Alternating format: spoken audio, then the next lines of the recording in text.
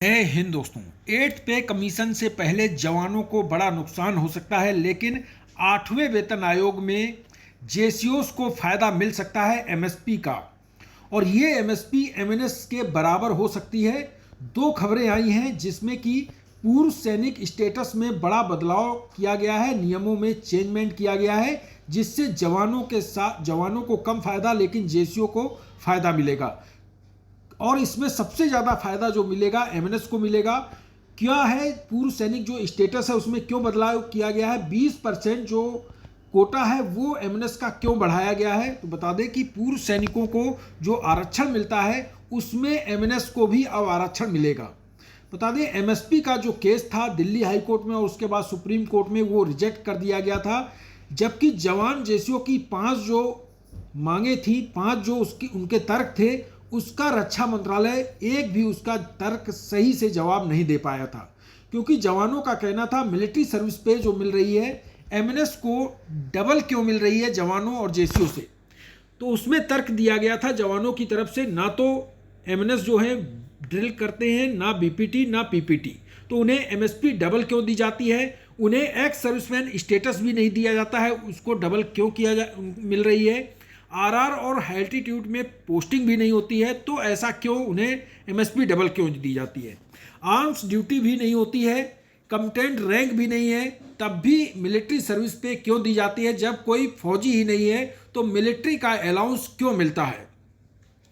इस तर्क का कोई भी जवाब रक्षा मंत्रालय के पास नहीं था, जिसके बाद केस को डिसमिस किया और लगभग 6 साल केस दिल्ली हाई कोर्ट में चला। उसके बाद केस बार बार जज बदलते गए और केस डिसमिस हो गया। लेकिन अब एक खबर और आई है, वो भी मिलिट्री सर्विस पे से जुड़ी ही समझ लीजिए, क्योंकि डिफेंस नर्सिंग स्टाफ अब एक्स सर्विसमैन स्टेटस उनको मिल चुका है। नियमों में बड़े बदलाव कर दिए गए हैं। ये नियम फरवरी 9 यानी कि 9 फरवरी 2026 से लागू कर दिए गए हैं। एक्स सर्विसमैन का स्टेटस अब एमएनएस को भी दिया गया है। आर्टिकल 309 में ये बदलाव किए गए हैं। रक्षा मंत्रालय की तरफ से ये जो बदलाव किए गए हैं, पूर्व सैनिकों का मानना है ये बदलाव इसीलिए किए गए हैं कि जो एमएनएस को मिलिट्री सर्विस पे मिलती है उसको तर्क ना दे पाने के वजह से उन्हें मिलिट्री सर्विस पे मिलती रहे, इसलिए ऐसे बदलाव किए गए हैं। क्योंकि पूर्व सैनिक का दर्जा अब एमएनएस को मिल गया है। इसमें कहा गया है कि केंद्र सरकार ने संविधान के अनुच्छेद 309 में 9 के तहत पूर्व सैनिक जो है स्टेटस नियम 2026 में को अधिसूचित किया है, जिसमें पूर्व सैनिकों की परिभाषा में व्यापक रूप से परिवर्तन किया है। अब सैन्य सेवा जो सैन्य नर्सिंग सेवा है एमएनएस है, उनको भी इसमें शामिल कर लिया गया है। इससे एमएनएस को अब जो एमएसपी है उसमें तर्क उनका और मजबूत हो जाएगा कि एमएसपी उनको मिलती रहे, क्योंकि वो पूर्व सैनिक ही है।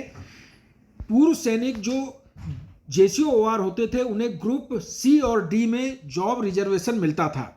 अब ये जॉब रिजर्वेशन ग्रुप सी की पोस्ट जो क्लर्क एलडीसी की होती है उनमें एमएनएस को भी जॉब मिलेगी। साथ में 10% कोटा जो पूर्व सैनिकों को मिलता था वो एमएनएस भी उसके हकदार हो गई।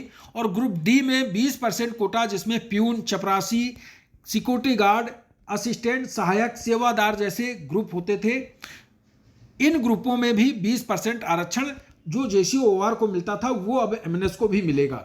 लेकिन सबसे बड़ी बात यह है कि रक्षा मंत्रालय का मानना है कि एमएसपी एमएनएस को इसलिए ज़्यादा मिलती है क्योंकि वो अफसर रैंक होती है, इसलिए एमएसपी उन्हें ज़्यादा मिलती है। तो जब अफसर रैंक है तो अफसर जेसीओ जवानों का जो ग्रुप सी और डी की पोस्टें हैं उनमें कोटा कैसे ले सकती हैं, क्योंकि जितने भी ऑफिसर हैं उन्हें ग्रुप ए और बी की नौकरियों में उन्हें आरक्षण है, ना कि ग्रुप सी और डी में।